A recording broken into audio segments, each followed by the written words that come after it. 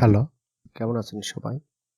আমরা অনেক সময় কাজ করতে করতে দেখা যায় যে কম্পিউটারটি অনেক স্লো হয়ে গেছে বা ধীর গতিতে কাজ করছে।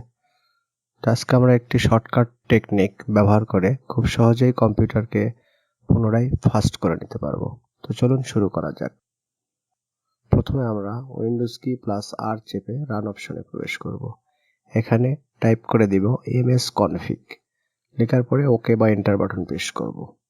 এরপর বুট অপশন থেকে অ্যাডভান্স অপশনে ক্লিক করব। এখানে নাম্বার অফ প্রসেসর চেকবক্সে টিক দিয়ে এখানে আমরা সর্বোচ্চ 4 প্রেস করব। এবার ওকে প্রেস করব। এরপরে অ্যাপ্লাই টু ওকে প্রেস করব। এবার আমরা কম্পিউটারটি রিস্টার্ট দিব। দেখবেন কম্পিউটারটি আগের তুলনায় অনেক ফাস্ট হয়ে গেছে। ধন্যবাদ।